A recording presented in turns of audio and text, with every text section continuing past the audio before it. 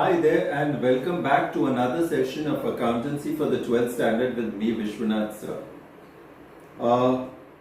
We take a step ahead and we are in the process of discussing the financial statements of a company. So last time when we had covered the first part, we had this is important. When we covered the first part in regards to the share capital and the reserves and surplus. So remember that your equity and liability is divided into four parts, and the four parts are basically share capital, reserves and surplus, money received against share warrants. Okay, that is a simple thing. Share application, money pending allotment, so any excess which is left can be adjusted against allotment. And now we come to the two most important items, that is the non-current liability and the current liability, which we shall discuss right now. Okay, so any financial statement, any balance sheet basically summarizes what we have to receive from others, okay, and what we have to pay to the others. Basically, whatever we have to pay to the others is known as a liability.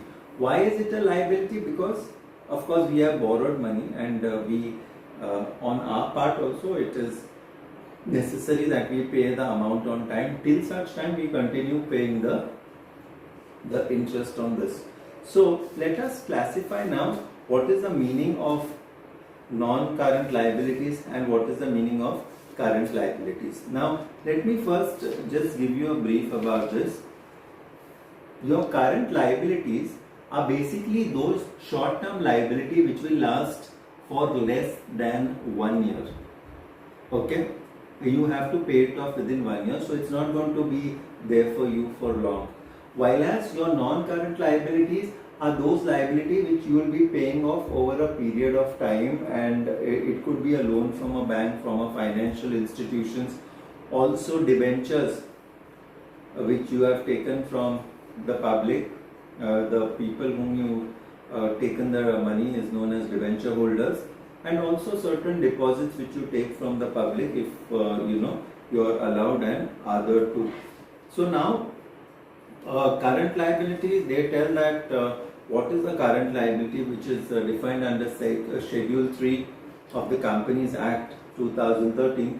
They tell that a current liability is expected to be in the normal operating cycle. It will be settled in less than 12 months, and it's basically a liability which is arising due to your trading purposes. There is no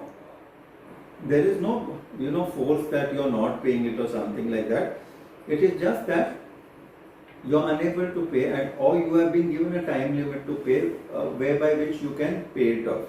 So that is a current liability for you, and it's a normal period. And basically the operating cycle is something which goes on where you sell the finished goods, then you have to receive the money from your debtors. The debtors give you the money, it is deposited to the bank, then you purchase your raw materials, then you process the raw materials. So this circle is going to go on and on. The production cycle is going to go on and on. Okay, so from this we go to what is known as your non-current liabilities. And your non-current liabilities are those liabilities which under Schedule 3 of the Companies Act 2013 tells that it has to be paid on a long-term basis. So what are these? They are divided into four parts. There are long-term borrowings, there are long-term provisions, there is deferred tax liability, and there are other long-term liabilities. Okay, so first let us go to the long-term borrowings. And basically these borrowings will be for more than 1 year. Okay, how much more than 1 year we don't know, but it's certainly going to be more than 1 year. That's why it's known as a long-term borrowing. Okay, and examples of these are debentures, bonds, term loans, public deposits, and other loans and advances. Okay, so these items which are there need to be known by you thoroughly. Okay, and certain amounts are given only by way if you can give a collateral security. If you can give some additional security to the bank, then the bank will okay your loan easily. Okay, next we come to an item which is known as deferred tax. liabilities. It so happens that once we finish up with the accounts, so we come to a conclusion that say we have to pay tax of 75,000. Okay, we have to pay tax of 75,000, while as when the income tax is computing it, it is say 85,000. So 10,000 is what we have to pay, and that is known as a deferred tax liability, because when the income tax will sit with the books of accounts and verify, they will tell us to pay that amount that time. So till such time it's a deferred tax liability, because you have to pay it in certain course of time. Okay, so this is your deferred tax liability, and of course the reverse is, it is also a deferred tax, but it goes to the assets. From here we go to what is known as long-term provisions. Now these are basically provisions made for gratuity, pension, okay, and provision for warranty, so that the people can be assured that this money will be got by them from the company. Okay, so this is not to be touched. Current liability is basically that liability which I told you will last for less than 1 year, and you have examples of short-term borrowing, trade payables, short-term provisions, and other current liabilities. Now what are short-term borrowings? They are usually borrowings for less than 1 year, like you take a small loan from a bank for a few months, or you take a bank overdraft from a bank. Okay, so you have to pay it off in a reasonable small period of time. Then even your trade payables, which is divided into creditors and bills payable, this has to be paid by you within a stipulated period of time.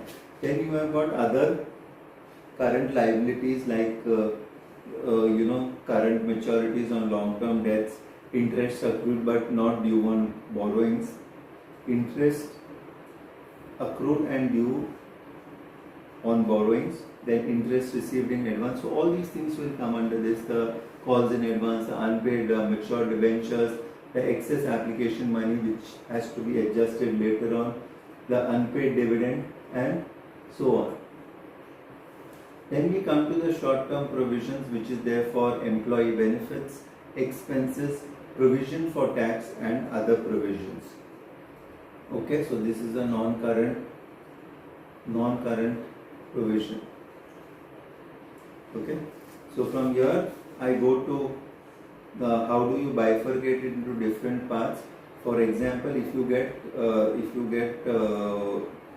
what is there under the shareholders funds, so you should be telling that the share capital is there, and it is divided into equity share capital and preference share capital. Okay, fine. So these are certain bifurcations which you need to know at different stages.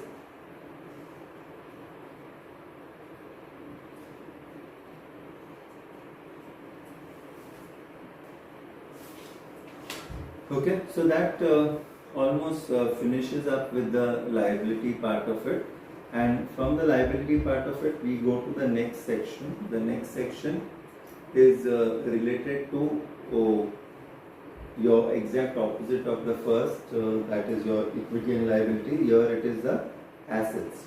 Okay, so before I go to the assets, it's very necessary that we have a thorough revision about your current liability and your non-current liability. What is the bifurcation? What are the items under that? What is the period? Is it short term? It is long term? All these things have to be basically understood and inculcated by you when you're doing your theory, or you're answering certain questions.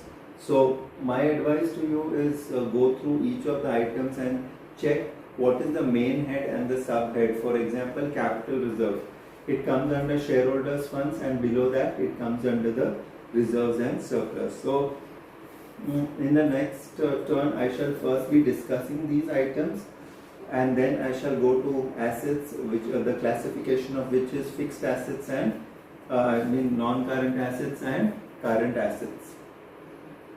Okay, thank you so much. This is Vishwanath sir signing off.